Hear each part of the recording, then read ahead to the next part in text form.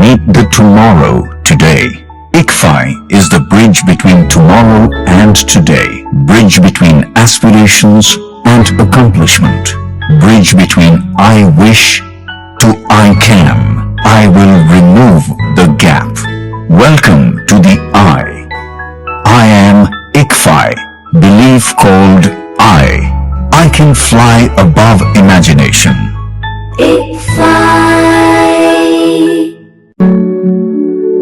ప్రతి కళ ఇంటి నుండే మొదలు. ప్రతి ప్రయాణం వెనుక తల్లిదండ్రుల నిశ్శబ్ద త్యాగాలు. ఇది గమ్యం కాదు, ఇది మార్గం. ఇవాళ తెలివి ఒక్కటే చాలదు, క్రమశిక్షణ ఉంటే కాని విజయం దక్కదు. ప్రతి అడుగు క్రమశిక్షణతో, ప్రతి విజయం విద్యతో. మన VVIT university, absolute discipline, absolute education.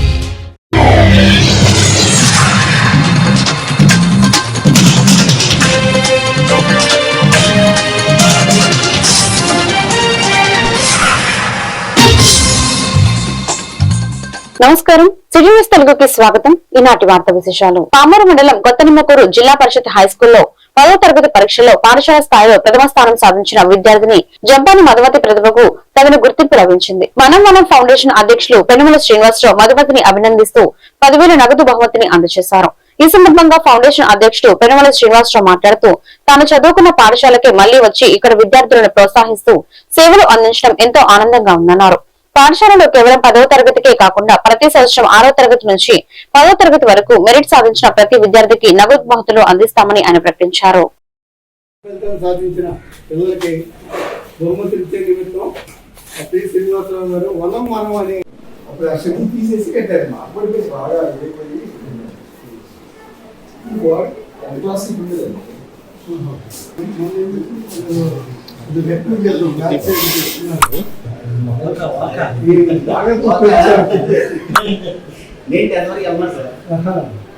ఈ సమావేశానికి సాధారణంగా ఆహ్వానిస్తున్నాను.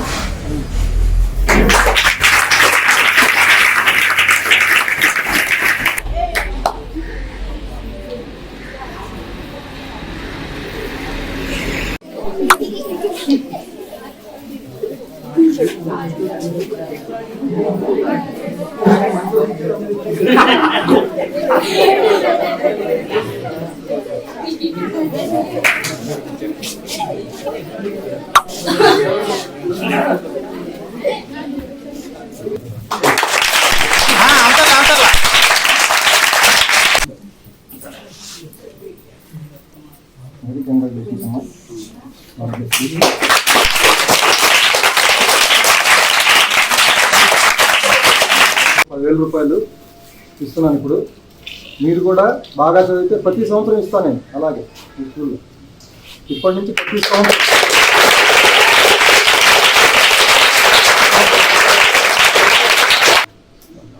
చూడండి.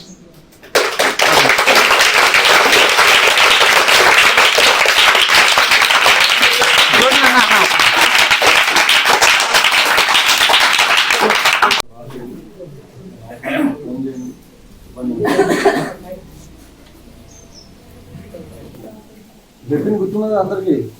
6th, 7th, 8th, 9th కూడా వచ్చే సంవత్సరం ఇస్తాను.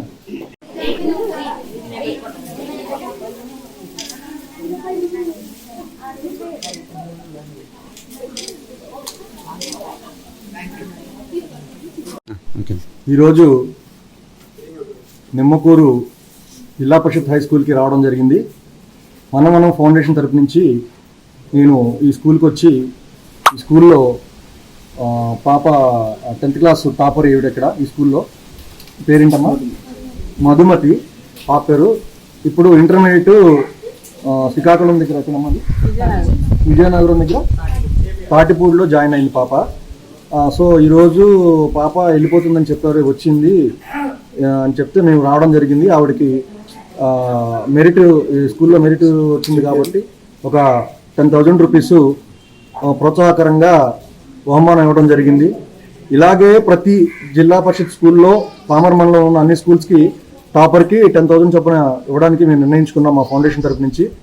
విద్యార్థులు చదువుకోవడానికి ప్రోత్సాహకరంగా వాళ్ళని ప్రోత్సహించే విధంగా ఉండాలనేదే మా ఉద్దేశం. ప్రతి స్కూల్కి వెళ్ళి ఉపాధ్యాయులతో మాట్లాడి రావడం జరిగింది. మేము ఈరోజు ఇక్కడ మొదలుపెట్టాము, మళ్ళీ తర్వాత మిగతా స్కూల్స్ కూడా ఇస్తాము. సో నాతో పాటు చాలామంది ఇక్కడ మా మిత్రులు రావడం జరిగింది. ఈ పాప తల్లిదండ్రులు ఆ పాపకి ఇలా రావడం వల్ల చాలా గర్వంగా ఫీల్ అవుతున్నారు. అలాగే మీ తల్లిదండ్రులు కూడా గర్వంగా ఫీల్ అవ్వాలి, మీ పిల్లలు కూడా వీళ్ళు కూడా అలాగే చదువుతారనే ఉద్దేశంతో వీళ్ళకి కూడా ప్రోత్సాహకరంగా ఉంటుందని నేను వీళ్ళకి కూడా 6th నుంచి 10th వరకు వచ్చే సంవత్సరం నుంచి ఇస్తానని చెప్తున్నాను. వాళ్ళని కూడా బాగా చదవమని పిల్లల్ని ప్రోత్సాహకరంగా మాట్లాడడం జరిగింది ఇంతకుముందు. బాగా చదవండి అమ్మా. Thank you. గుడివాడ 26వ వార్డు చెంచుపేటలో పల్స్ పోలియో బూత్ వైస్ నిర్వహణ అనంతరం ఆ రోజు అందుబాటులో లేని వారి కోసం స్థానిక ఎమ్మెల్యే వెనుగళ్ల రాము ఆదేశాల మేరకు ప్రత్యేక శ్రద్ధతో PU unit medical officer doctor Shweta ఆధ్వర్యంలో డోర్ టు డోర్ క్యాంపెయిన్ నిర్వహించారు. ఈ రోజుతో 99% పైగా చిన్నారులకు పోలియో డ్రాప్స్ వేయడం పూర్తయిందని సిటీ న్యూస్ ప్రతినిధికి తెలియజేశారు. ఈ కార్యక్రమంలో ఏఎన్ఎంలు, ఆశా వర్కర్లు, అంగన్వాడీ వర్కర్లు పాల్గొన్నారు.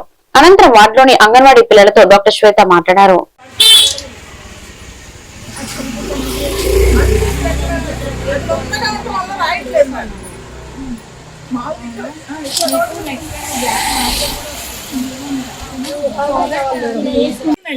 అక్కడ 4 houses ఉన్నాయండి. వెనకాల 2 గదులు, ముందు 2 గదులు, వెనకాల 2 ఉన్నాయి.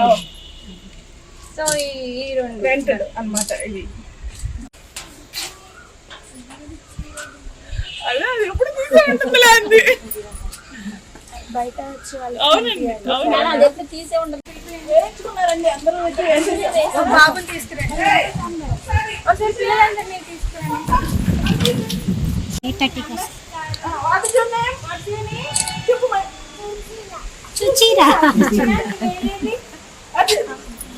సుశీల సండే వేసాం. Okay, good good. ఏది సుశీల తరపు నీ పేరేంటి? ఓకే, నీ పేరేంటి? నిత్య. Good, very good. నీ పేరేంట్రా? ఓకే.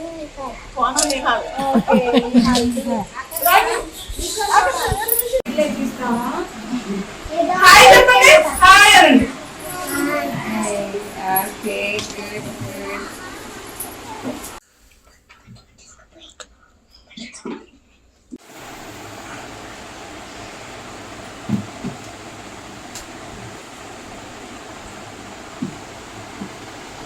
అందరికీ నమస్కారం. నా పేరు డాక్టర్ శ్వేత.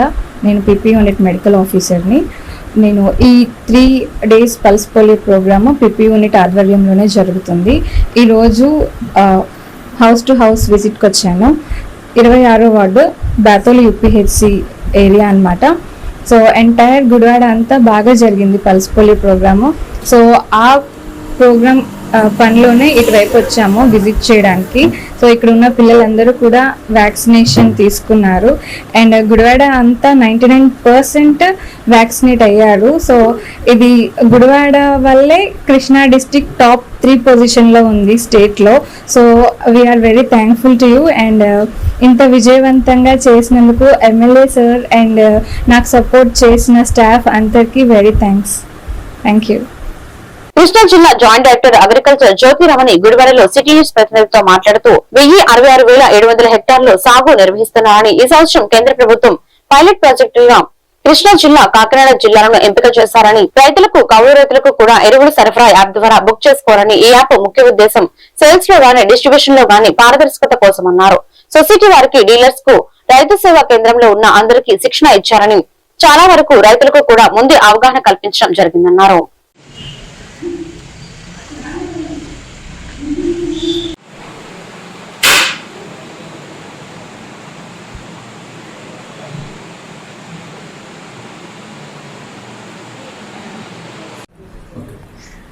అందరికీ నమస్కారం అండి. నా పేరు జ్యోతి రమణి. నేను కృష్ణా జిల్లా జాయింట్ డైరెక్టర్ ఆఫ్ అగ్రికల్చర్గా వర్క్ చేస్తున్నాను. మన కృష్ణా జిల్లాలో సాధారణ విస్తీర్ణం వచ్చి 166,700 హెక్టేర్లు సాగు చేయడం జరుగుతూ ఉంది. అయితే దీంట్లో మనకి ఇప్పుడు వరకు 1000 హెక్టార్లలో దాదాపుగా వరి నార్మళ్ళు పోస్తున్నారు. అలాగే ఒక 3,000 హెక్టార్లలో వెద పద్ధతిలో వరి సాగు మొదలు పెట్టడం జరిగింది. వరి పైరు కూడా బాగుంది. అయితే మనకి ఈ సంవత్సరం ఏంటంటే ముఖ్యంగా కేంద్ర ప్రభుత్వం వారు పైలట్ ప్రాజెక్ట్ కింద మన కృష్ణా కాకినాడ జిల్లాల్ని ఎరువుల సరఫరా చేయడం కోసం ఒక యాప్ని ఇవ్వడం జరిగింది. ఫ్రేమ్వర్క్ ఆఫ్ ఫెర్టిలైజర్ సేల్ అని. ఆ యాప్ ద్వారానే ప్రతి రైతు కూడా ఎరువులు కొనుగోలు చేయాల్సి ఉంటుంది. ఎందుకంటే మనకి సేల్స్లో కానీ డిస్ట్రిబ్యూషన్లో కానీ ఒక పారదర్శకత అనేది ఉండడం కోసం అని చెప్పి కేంద్ర ప్రభుత్వం వారు టెస్టింగ్ కింద మనకి పైలట్ ప్రాజెక్ట్లో ఈ యాప్ని ఇవ్వడం జరిగింది. కాబట్టి మొన్న జూన్ 12వ తారీఖు నుంచి ఈ యాప్ మనకి రోల్అవుట్ చేయడం జరిగింది.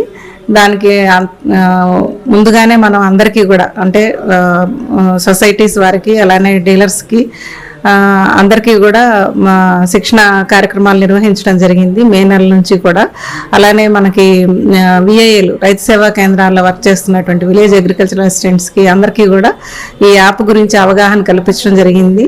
తర్వాత ముఖ్యంగా రైతులకు కూడా ప్రతి ఆర్ఎస్కే పరిధిలో ఉన్నటువంటి రైతులందరికీ కూడా ఈ యాప్ గురించి మే నెలలోనే అవగాహన కల్పించడం జరిగింది.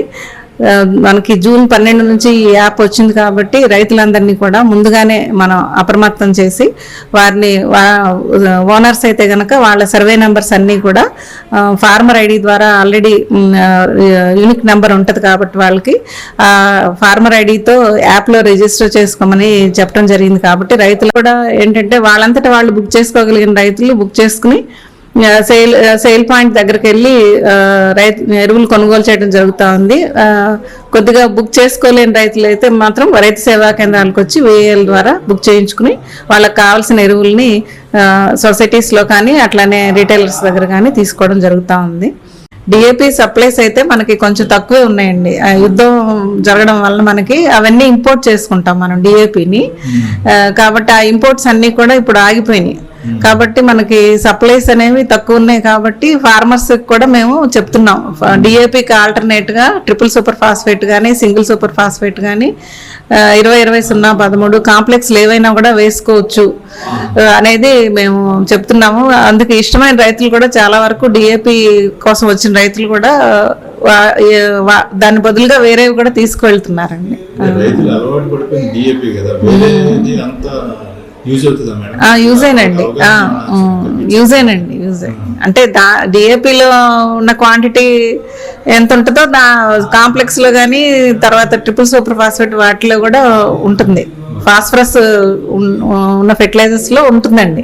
కాకపోతే ఏంటంటే మన వాళ్ళు మొదటి నుంచి డిఏపి అలవాటు కాబట్టి అది వేస్తున్నారు రైతులు. ప్రజలకు మంచి చేయడంలో పార్టీలు వర్గాలు చూడనని గుడివాడ అభివృద్ధి తమ అంతిమ లక్ష్యమని గుడివాడ ఎమ్మెల్యే వెనుగల రాము అన్నారు. Tractor trailers 2 wheelers 4 wheelers temporary registration కోసం వాడే యాప్ ఓపెన్ కాకపోవడంతో ఇంజనీరింగ్ వర్కర్స్ నిర్వాహకులు ఎమ్మెల్యే దృష్టికి తీసుకురాగా 18 గంటల్లో పరిష్కరించాలని ఎమ్మెల్యేకు ధన్యవాదాలు తెలిపారు. ఎమ్మెల్యే మాట్లాడుతూ పార్టీలు వర్గాలు చూడకుండా సమస్యలపై తన వద్దకు వచ్చే ప్రతి ఒక్కరికి తన శక్తి మేరకు సహాయ సహకారాలు అందిస్తానని స్పష్టం చేశారు. ఈ కార్యక్రమంలో స్మాల్ స్కేల్ ఇండస్ట్రీస్ అసోసియేషన్ అధ్యక్షుడు అల్లం రామ్మోహన్ రావు, కార్యదర్శి చిన్నబాబు, కోశాధికారి నోగలపు సురేష్, కోన శ్రీనివాస్ పాల్గొన్నారు.